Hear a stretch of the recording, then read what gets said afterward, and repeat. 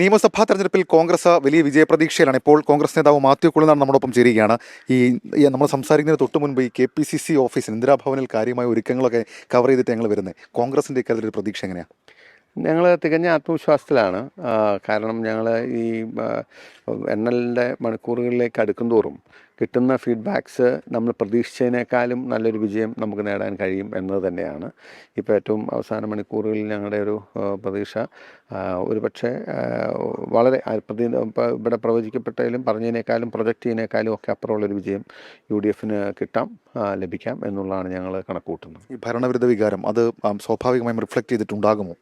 പിന്നെ തീർച്ചയായിട്ടും നമ്മളത് അങ്ങനെ ആളുകളെ അണ്ടർഎസ്റ്റിമേറ്റ് ചെയ്യരുത്. ഇപ്പോൾ കേരളത്തിലെ ജനങ്ങൾ അങ്ങനെ നിങ്ങൾക്ക് വെറുതെ ടേക്കൺ ഫോർ ഗ്രാൻഡഡ് എന്നുള്ള പോലെ എടുക്കാൻ പറ്റില്ലല്ലോ. ഭരണവിരുദ്ധ വികാരം വളരെ ശക്തമായിരുന്നു, ആഴത്തിലുള്ളതായിരുന്നു. പ്രത്യേകിച്ച് അതിൻ്റെ അകത്ത് ഈ ഇപ്പം സാധാരണഗതിയിൽ കേരളത്തിലെ തെരഞ്ഞെടുപ്പുകളുടെ റിസൾട്ട് ഡിസൈഡ് ചെയ്യുന്നത് ഒരു 1 or 2% ഒരു ഫ്ലോട്ടിംഗ് വോട്ട്സ് ഉണ്ട്, നിഷ്പക്ഷരുടെ വോട്ടുകളുണ്ട്. എൻ്റെ ഒരു അസസ്മെൻറ്റ് അല്ലെങ്കിൽ ഞങ്ങളുടെ പാർട്ടിയുടെ ഒരു അസസ്മെൻറ്റ് ഈ തവണ ഫ്ലോട്ടിംഗ് വോട്ട്സിനപ്പുറം ലെഫ്റ്റ് സിമ്പതൈസേഴ്സ് എന്ന് പറയുന്നവരും ഈ സർക്കാരിനെതിരെ വോട്ട് ചെയ്തിട്ടുണ്ട്. ദാറ്റ്സ് ബൈ ആൻഡ് ലാർജ് അവർ വോട്ട് ചെയ്തു. ആ വോട്ടിങ്ങിൻ്റെ ഒരു അത് ഒരുപക്ഷെ CPMന് പോലും അത്ര റീഡ് ചെയ്യാൻ പറ്റുമെന്നോ എനിക്കറിയില്ല. അതുകൊണ്ടാണ് ഇനി അവരങ്ങനെ ഒരു അൺറിയലിസ്റ്റിക് ആയിട്ടുള്ള അവകാശവാദങ്ങൾ ഉന്നയിക്കുന്നതെന്ന് അറിയില്ല. ഇനിയിപ്പോൾ എന്താണ് ഏതാനും മണിക്കൂറുകൾക്ക് വേണ്ടിയിട്ട് നമ്മളില്ലാത്ത വാദം പറഞ്ഞിട്ട് കാര്യമില്ലല്ലോ. We are very confident. അഭിമാനകരമായ ആധികാരികമായ വിജയം UDFന് കേരളത്തിലുണ്ടാകും. ആഴത്തിൽ കാര്യങ്ങൾ പഠിക്കുന്ന ആളാണ്. നമുക്ക് ഇപ്പോൾ ഒരു വലിയ എക്സ്പെക്ടേഷൻ, ഞാൻ പറഞ്ഞ ഒരു റിയാലിറ്റി ഫേസ് ചെയ്തിട്ടുണ്ട്. കോൺഗ്രസ് ഇത്ര സീറ്റുകൾ ഒരു പക്ഷേ നമുക്ക് ലഭിക്കും. ഞാൻ പറഞ്ഞല്ലോ, ഞങ്ങൾ ആദ്യം അത് ഒരു കൺസർവേറ്റീവ് എസ്റ്റിമേറ്റ് എന്ന നിലയ്ക്ക് ഒരു 80-85 ഇടയ്ക്ക് എന്നുള്ള നിലയിലാണ് നമ്മൾ കണക്കൂട്ടിയിരുന്നതെങ്കിൽ ഇപ്പോൾ ഏറ്റവും അതിൻ്റെ അവസാനത്തേക്ക് വരുമ്പോൾ I believe it can go around or above 90 എന്നുള്ളതാണ് ഇപ്പം ഞങ്ങൾക്ക് കിട്ടുന്നൊരു സൂചന.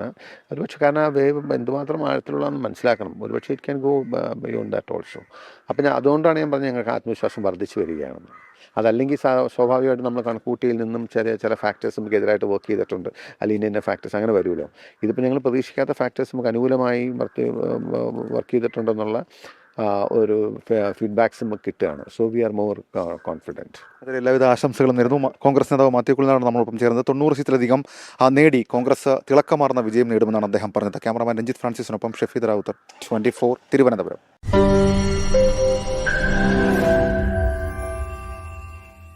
ലോകത്തെവിടെയായാലും ഏത് സമയത്തും 24 വാർത്തകളും ഓഗ്മെന്റഡ് റിയാലിറ്റി പാക്കേജുകളും എക്സ്പ്ലെയിനറുകളും വിശദമായി കാണാൻ ഞങ്ങളുടെ YouTube ചാനൽ നിങ്ങൾക്ക് സബ്സ്ക്രൈബ് ചെയ്യാം.